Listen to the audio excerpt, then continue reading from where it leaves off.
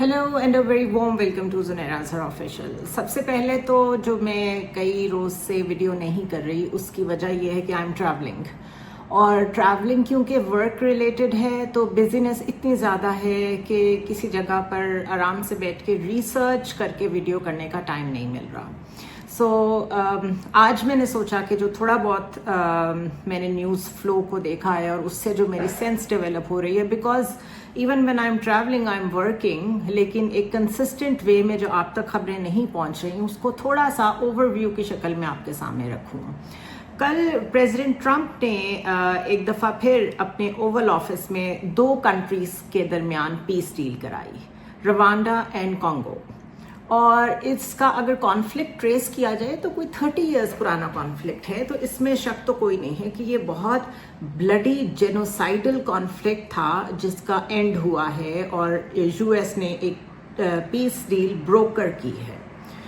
Now the fact remains के DRC में, यानी कि डेमोक्रेटिक रिपब्लिक ऑफ कॉन्गो में बहुत ज़्यादा मिनरल रिजर्व्स हैं, रेयर अर्थ मेटल्स हैं।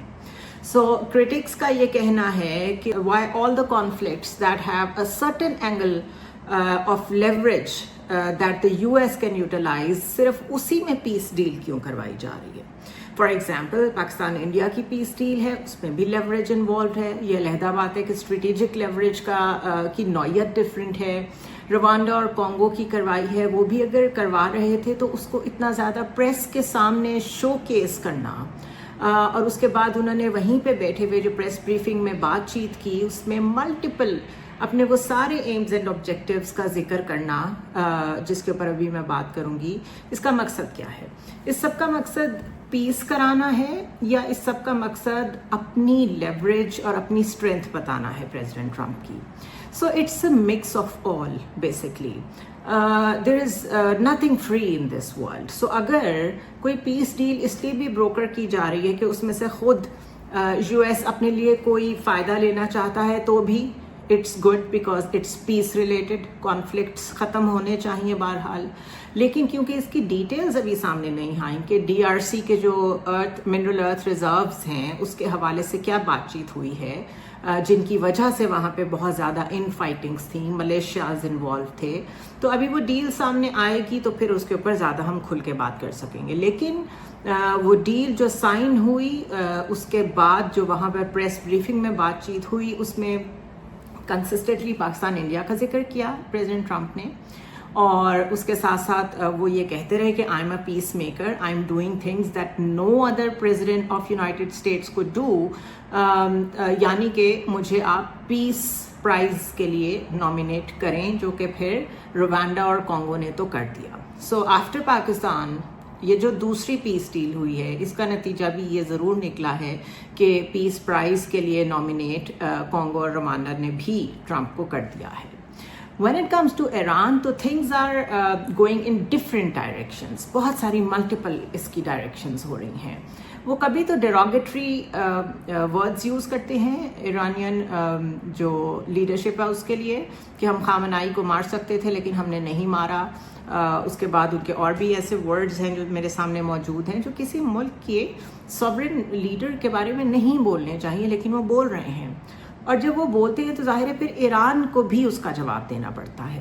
तो फिर ईरान की तरफ से भी जवाब आया है कि आप हमारी लीडरशिप के बारे में ऐसी लैंग्वेज ना इस्तेमाल करें। और ईरान मुस्तकिल यही कह रहा है कि हम सोच सकते हैं कि किसी और न्यूक्लियर डील की तरफ जाया जाए।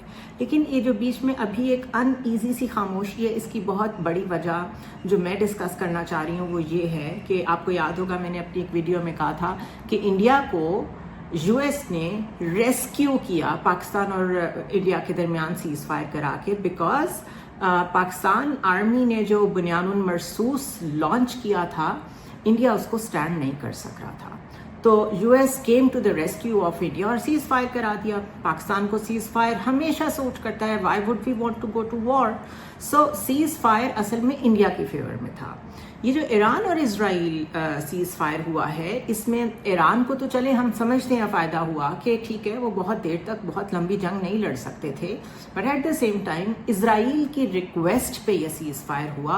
और जाहिर है ये बात बाहर कोई नहीं आने देगा, बट हकीकत ये है कि for the first time in the lives of all the people living in Israel उन्होंने रियल टाइम वॉर देखी है. उन्होंने देखा है बंकर्स में ज़िंदगी गुजारना क्या होता है. उन्होंने देखा है मिसाइल्स गिरते हैं तो real ambulances, real emergency hospitals में कैसी होती है. सो वो जो वहाँ पे एक सिचुएशन क्रिएट हुई, जो डैमेज हुआ, उसमें उन्होंने अल जजीरा को तो फौरन बैन कर दिया so that independent media outlets जो हैं वो रिपोर्ट ना कर सके कि वहाँ क्या हो रहा है.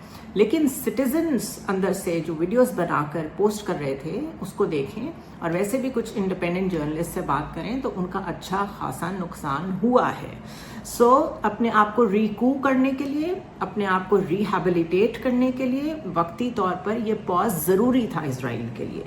इसमें चाहे वक्ती तौर पे प्रेसिडेंट ट्रंप को भी ये कहना पड़े कि हमने तो फोर्डो फैसिलिटी बिल्कुल तबाह कर दी, अब ईरान के पास कोई एनरिच्ड यूरेनियम नहीं है, लेकिन जब वो दोबारा हमले के लिए तैयार होंगे तो उन्हें ये कहने में कोई देर नहीं लगेगी कि हमारी नई इंटेलिजेंस रिपोर्ट ये कहती है कि वो जो एनरिच्ड यूरेनियम है वो हमें पता चल गया है कहाँ ट्रांसपोर्ट किया गया था. यानी वो 2 मिनट लगाएंगे अपने इस प्रेजेंट नैरेटिव से स्विच करने में, जिसमें वो अभी कह रहे हैं कि अब ईरान के पास उस तरह का एनरिच्ड यूरेनियम नहीं है जिससे वो डायरेक्टली बहुत जल्द कोई बॉम्ब बना सकें. लेकिन एज आई सेड, जब उन्होंने कहना होगा तो ये कह देंगे कि उनके पास हमारी नई इतलात के मुताबिक इतना एनरिच्ड यूरेनियम है कि वो बॉम्ब बना सकते हैं. So we are going to bomb again. And to second my argument, BBC की रिपोर्ट है जिसमें उन्होंने हेडिंग ये लगाई है कि Trump says he would absolutely consider bombing Iran again. He would, without the question, attack the country if intelligence concluded Iran could enrich uranium to concerning levels. So, this one sentence is enough to understand कि ये भी pause हुआ है. ये जो Israel और Iran का भी आपने देखा है कि जंग रुकवाई है, ये पॉज हुआ है.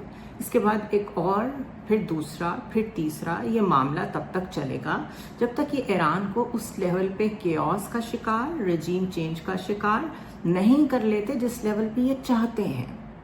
सो Pakistan is confronted with a very grave threat. उसमें एक ऐसा नैरेटिव इंडिया मुस्तकिल बिल्ड कर रहा है जिसमें किसी तरह वो यूएस को ये बता सके कि अब आपको मुकाबला करना पड़ेगा ना सिर्फ ये कि चाइना का, बल्कि जो intercontinental missile system, ballistic missile system Pakistan का है, वो भी असल में ड्रिवन है टूवर्ड्स वाशिंगटन. और पिछले दिनों इसके ऊपर मुस्तकिल fake news, fake propaganda, disinformation, misinformation चल रहा है. So India is pitching a lot of threats in the same way in front of President Trump, जिस तरह नेतन्याहू करते रहे हैं कि डराते डराते कि Iran will come to you as well, Iran आपके लिए भी खतरा है, इजराइल को अगर डिफेंड करना है आपको बीच में आना पड़ेगा. तो जो इंडिया की पोस्चरिंग है, it is very similar to Israel now.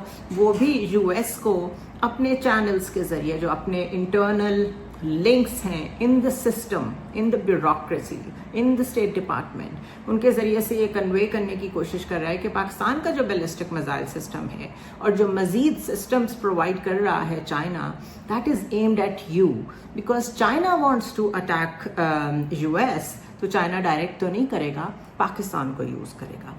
So the situation is escalating. हम नहीं कह सकते कि यहाँ पर किसी भी किस्म की स्टेबिलिटी अभी दूर दूर तक नज़र आ रही है. So while this is happening, अपने लिए maximum photo ops Donald Trump करवा रहे हैं, जिसमें लेटेस्ट ये सूडान और रवांडा का है. उसमें भी वो कहते हैं I am a deal breaker, I am a peacemaker. ये ऐसे ही चलेगा. वन नीड्स टू अंडरस्टैंड कि we are going to live in a perpetual state of threat and war. और ये कहना आसान है, इसको डायसेक्ट मज़ीद मैं अपनी आने वाली वीडियो में करूँगी as soon as I get a chance. और उसके अलावा भी जब कोई इम्पोर्टेंट खबर आएगी तो आई विल ट्राई कि मैं फ़ौरन चाहे शॉर्ट वीडियो करूँ लेकिन आपके लिए रिकॉर्ड ज़रूर कर दूँ. सी यू नेक्स्ट टाइम.